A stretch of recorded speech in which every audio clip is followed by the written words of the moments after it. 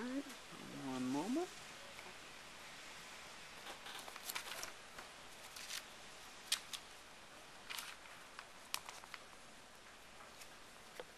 Okay, so we are rolling, and if President Obama's motto is "Yes, we can," then what's the motto of the Democrats in Congress? Well, I'll tell you.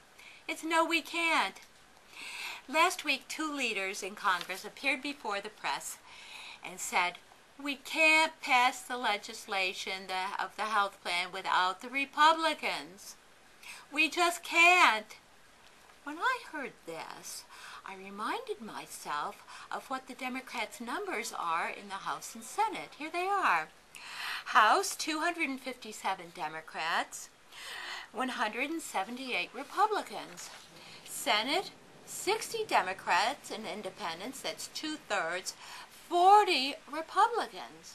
And it made me wonder, if they can't pass legislation with those huge majorities, we need somebody on the Hill who can.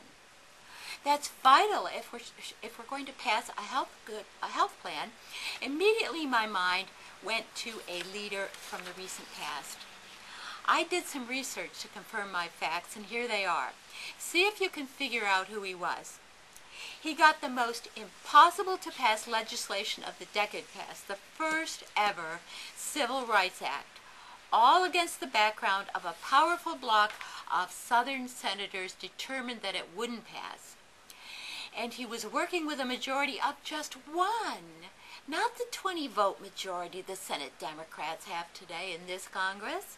He rode roughshod over the threat of filibuster, which technically was always available to the Republicans, but they didn't use it. I wonder why. When he set out to pass a piece of important legislation, he gave his targets a treatment. He wheedled, he cajoled, he scorned, he charmed, he amused. He overwhelmed his target with facts and figures. And if that didn't work, he knew everything about the senator standing before him. And I mean everything. His likes, his dislikes, his prejudices, his background, his weaknesses, his strengths, and his secrets. And he used them all in the service of passing important legislation. Because opponents to important legislation, like the health plan, have their own little worlds that are more important to them than great legislation. And this man knew how to break through and make these men great men in the service of great legislation. He often got bills passed by unanimous consent. Imagine. The man was, and I'm sure you've guessed it by now, LBJ Lyndon Baines Johnson. He was Majority Leader of the Senate, and when he moved to the White House as President, he did the same thing. He called people up from the Hill, down to his office in the White House, sat them down, and gave them the treatment. And he got past the largest reform agenda since Roosevelt's New Deal. He got Medicare and Medicaid passed, the first ever government health plans. He got the war on poverty through with programs that reduced poverty in the U.S. from 30 million to 12 million.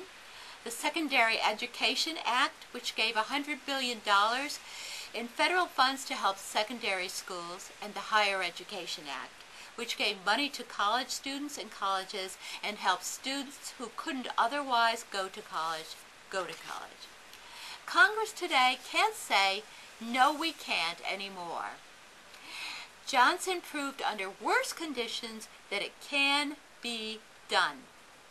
Although I have the greatest respect for the Democrats who are leading this through the Congress, like Speaker Pelosi and Senate Majority Leader Reid, we need a change of attitude up there, from victim psychology where they don't see any possibilities to a positive attitude.